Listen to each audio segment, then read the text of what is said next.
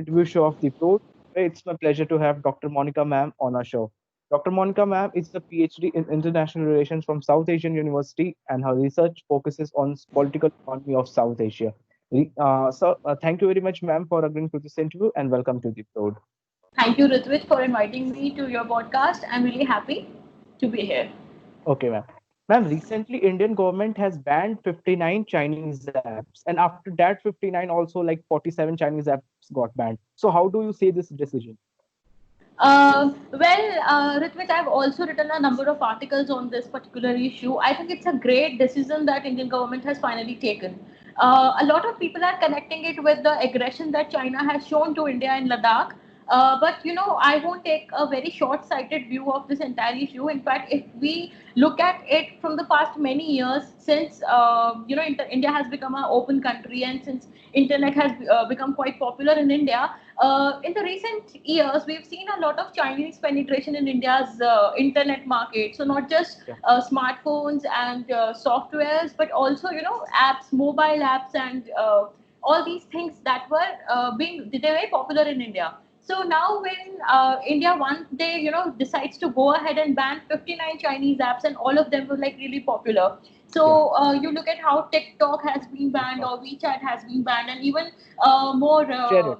Yeah, so share it also, and Beauty Plus and all these apps that Yeah. Indian teenagers are using on they used to use on a number of Eh, occasions.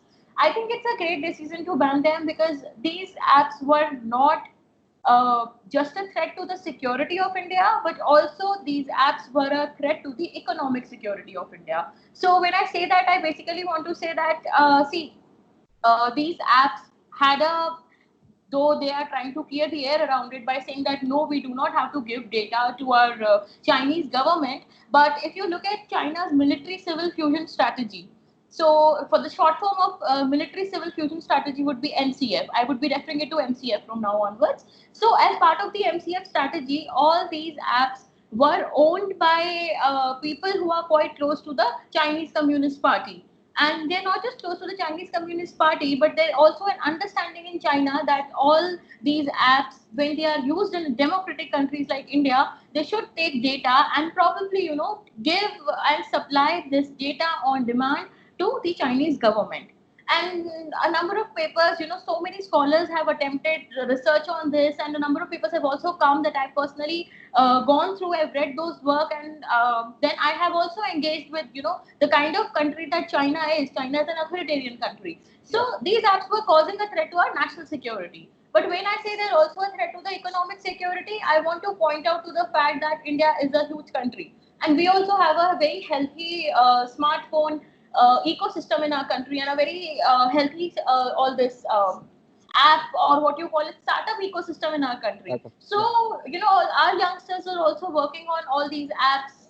We have so many new technologies coming up. We have all these youngsters experimenting with.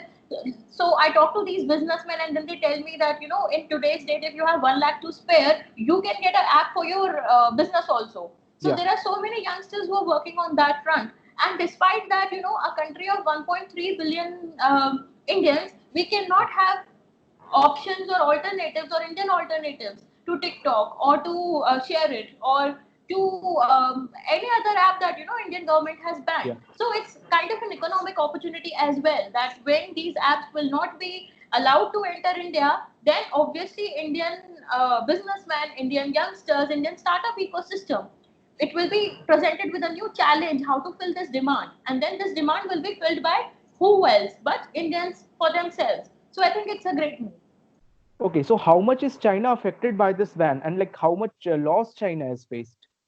So it's a very debatable topic, because after the app ban, a lot of people were debating that they were skeptics who were saying that no, the loss is not great, and these apps, the revenue that China is getting from all these apps is Yeah. not quite huge.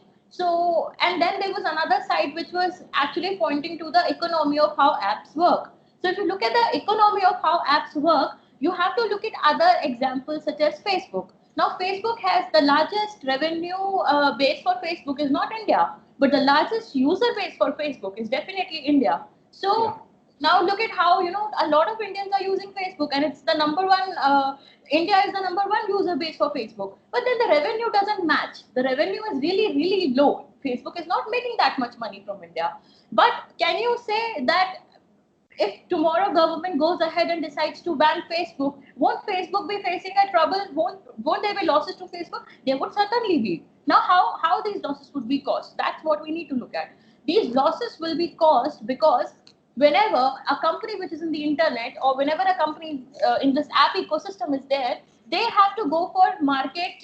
They have to go for IPOs. They are also wanting to list themselves as market Yeah. players and probably sell their Right. shares and all. So when they go ahead and do that, they need to have a very huge, very large, very consistent user base. Now, where does Okay. this user base come from? India is one Right. of the Yeah. largest countries in the world. We're the second largest population wise, and we're a Yeah. democratic country. So, this user base makes a lot of sense. When it comes to capitalization of these companies, not just Facebook, but then TikTok, how will they now ByteDance, for example, it itself during when one of the earlier bans, when the ban was of a temporary nature, it was not of a permanent nature. At that time, ByteDance itself said that the loss to ByteDance will be huge. It quoted a figure that's not right now coming to my mind, but it's quoted close to I think $6 billion or something. So imagine ByteDance itself went ahead and said that the loss to uh, TikTok, or the loss to ByteDance, which owns the company TikTok, will be huge. So you cannot be a skeptic when it comes to a ban in a country like India, because India is a huge market for all these applications, not just Yeah. Chinese but American as well. Okay. So, what more steps are needed to make China economically weak or to tackle China on economic front? When you ask me this question, which is a good question, but then you have to also trace it a little back and then see why do we want to punish China at all? If you look at the last few years, China has become a formidable trade partner for India.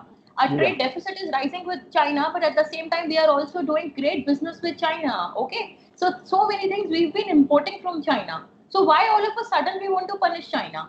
Despite India becoming a formidable economic partner with China, despite Indians importing so much from China, despite having this huge trade deficit with China, China is not respecting our sovereignty. China Yeah. is not respecting our territorial integrity. As a nation state, as a country, our priority definitely lies in our security. The first thing that any government wants to deliver on, and first thing that and the most important thing which can make governments fall and which can make governments rise is national security. So Yeah. if China does not respect our sovereignty and our territorial integrity, in that case, we have to take some certain steps. Now, when I talk about national security and territorial integrity, how far can we use economics as a tool to punish China? Now, Yeah. India, when compared to China, we are literally very, very. I should not be using the poor, but we have a time lag in terms of development when it comes to China. So something that China was doing in 1978, we started doing it only a couple of years later. Probably, there's a difference of a decade and a half that we have with China. China became the factory of the world, but what did India become? We started importing not just finished goods, but we also imported a lot of components for these finished goods from China. You look at any industry, you look at air conditioners, you look at washing machines, you look at finished steel, you talk about the festival stuff that we get from China. So you talk about even Rakhi for Raksha Bandhan and for Yeah. Diyas for Diwali. All these things we import from China. So, why do we want to punish China? The motive is twofold.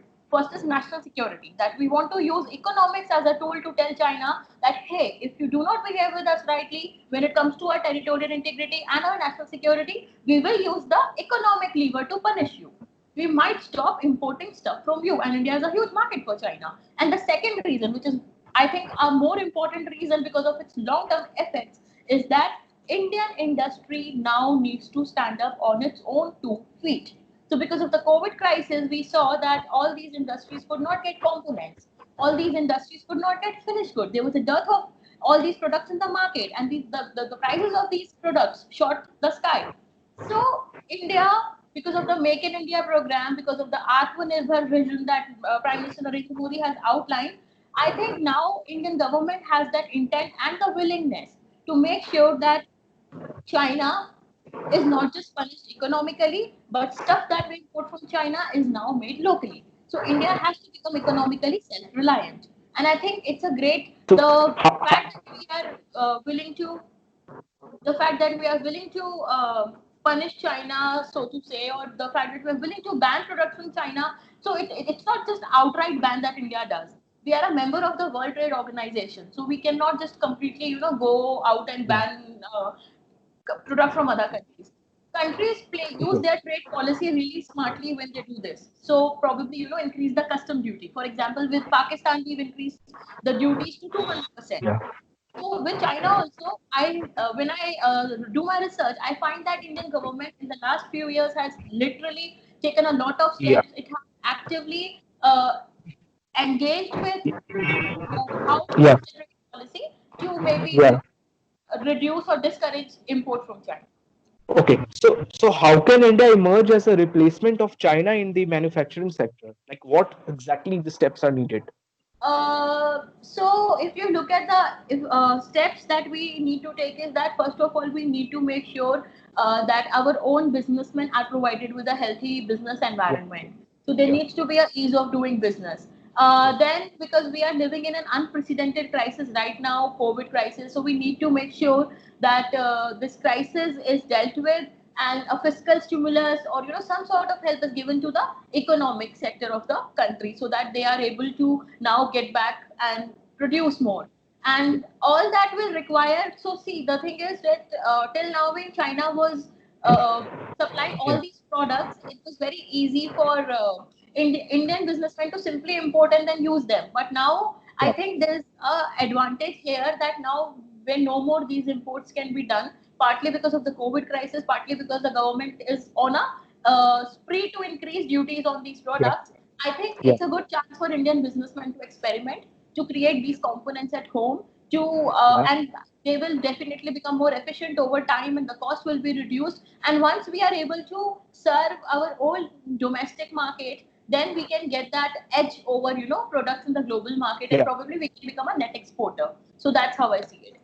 For that, ease of doing business needs to be provided, logistics need Yeah. to be made more sound, and Yeah. connectivity needs to be ensured. And I think as Yeah. my personal research agenda or program, because of my doctoral project, is kind of, touches upon South Asian regional integration. So I think even that's a good opportunity. Okay. We can look at the example of Bangladesh, how it has Yeah. diversified its export basket, how it is trying to meet its development goal. So we can Yeah. actually look at all these South Asian countries as a partner in, becoming a self-reliant, not just India, but a self-reliant South Asia, so to say. Yeah. Okay.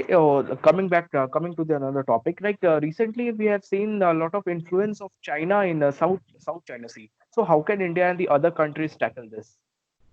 So Ritvij, when you say that a lot of influence of China in the South China Sea, that's not just influence. Basically, China is showing, the worst form of aggression in South China Sea. And I think when it comes to South China Sea, it's not a strategic theater which connects directly with India. Till a few years ago, people used to, talk about why do we need to look at South China Sea? We are not in the South China Sea. We should be looking at the Indian Ocean, or we need to tackle China and South Asian region. So yeah, Yeah. that made sense. But why all of a sudden South China Sea? Why everyone wants to talk about South China Sea? Because China is now showing aggression in India's near neighborhood, in India's own territory. Ladakh, for example. So a very strong voice is now coming from our policy makers, from scholars, from the think tanks, and everyone who follows the debate on China, rise of China and India's increasing trouble. They say that when China comes to your neighborhood, when China tries to come and create problem for you, you should go ahead and play your cards well in South China Sea. So a few days ago, Philippines also said that India is now showing interest in navigating in the South China Sea region. That shows that with India's own increasing power, India is also showing intent to play its cards more wisely in the South China Sea region. And now we look at Australia, the Quad countries. So Japan, Australia, India, and United States. So these countries are also taking interest in South China Sea. So they can Yeah. probably an alliance to check China. US is also showing that interest in India joining it, And just I think 1 or 2 days ago, US clearly said that Yeah. whichever country is taking on China in the South China Sea region will have our support. We will Support. watch Yeah. their back. Yeah. Yeah, so all these things they really matter. So now India should not shy away from looking at South China Sea as a very distant region or as a theater which does not affect it directly. But I think very cognizant of the fact that China is creating troubles for India, and it's trying to what do you call it? It's trying to restrict India to its own near neighborhood. It's trying to restrict India to its own territory. That hey, we are in Ladakh. What can you do with us? Yeah. So I Yeah. think India should now use its cards in South China Sea. It's high time that we start doing that. Okay. Okay. So we have seen that the government of Nepal has also openly supported China and criticized India in the public domain. So what are the reason? What may be the possible reasons behind this, and why is Nepal supporting China even after knowing that the fact that the Nepal is more or less dependent on India? So yeah, that's actually a very good question, Ritwij. So if you look at how international relations work, Yeah. theoretically speaking, Nepal definitely is dependent on India. Yeah. Um so if you look at Nepal's geography, Nepal's trade relations, all these things Yeah. they are quite interlinked with India. Yeah. Nepal is a landlocked country and it cannot operate, it cannot do trade with other countries if India does not give Nepal the right to trade with other countries. So a lot of Nepalese goods pass through Indian territory. Nepal uses Indian ports for access to the entire world. So it's also a part of the international agreements and international conventions on how landlord countries should operate. So we should not be looking at it as a charity that India is doing. So Yeah. we operate in a pretty civilized world, where if our neighbor is landlocked, we ought to support them, help them, because Yeah. that's what civilized countries do. Yeah. All that well accepted. One thing that you need to look at is what kind of government is right now in power in Nepal. Yeah. So Nepal, we know that even if China is giving access to Nepal to its ports, even if there Yeah. is a Chinese, there was an agreement, there was a decision to allow Nepal to use Chinese ports for Nepalese trade. But even then, China cannot skirt around the issue. China cannot compensate for the fact that all these ports will not mean anything because these ports are quite far from Nepal.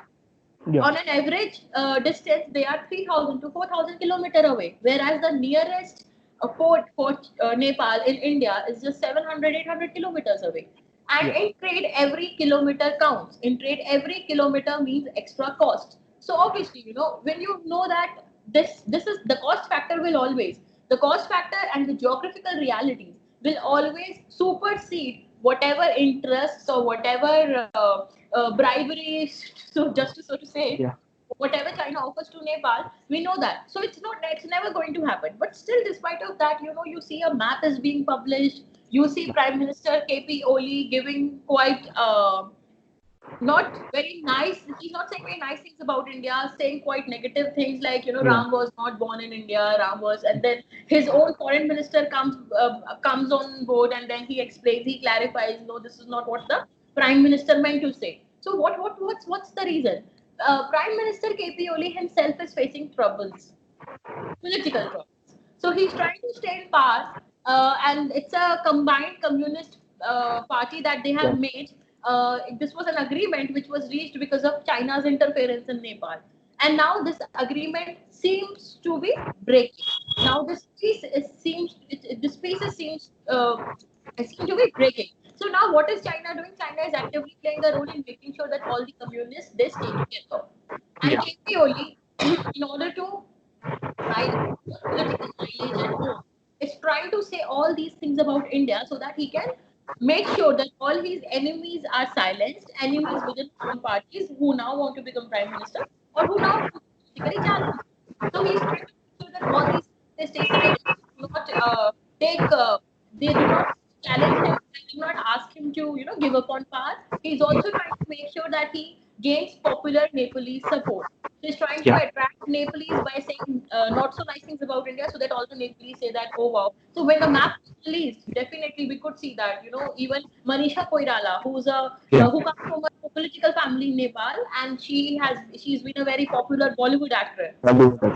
Yeah, so even she appreciated it. She went on the record and she said, "Oh wow, this is so nice, and I'm so proud that Nepal is finally coming on its own. We have a map, and we are publishing this map, and we are claiming the territories that were our own, and so on." So Yeah. when the map was released, this euphoria, this enthusiasm was there in the Nepalese people. But when this KP only probably overplayed the entire Hate India card, and because of which there are now troubling news coming from Nepal that people are not taking it too well. That you should not rub India the wrong way, because they also understand that India is important to sustenance, survival, development, and growth. So that's the most important thing. But yeah, just to sum up my answer to your question, KP Oli is definitely using India as a political card.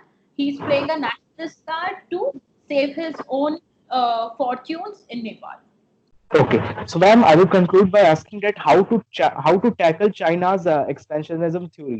Like, Um, China is expanding its territory day by day. It's claiming the territory of Russia. It's claiming the territory of Tibet and all of that. yeah, so So, when how you to say tackle? how to tackle China's expansionist theory, unfortunately, it's not just theory, it's practical. You every day you read the newspaper, you go through the newspaper, and you see how many territorial claims is China making. Yeah. You look at Hong Kong, then you look at Tibet.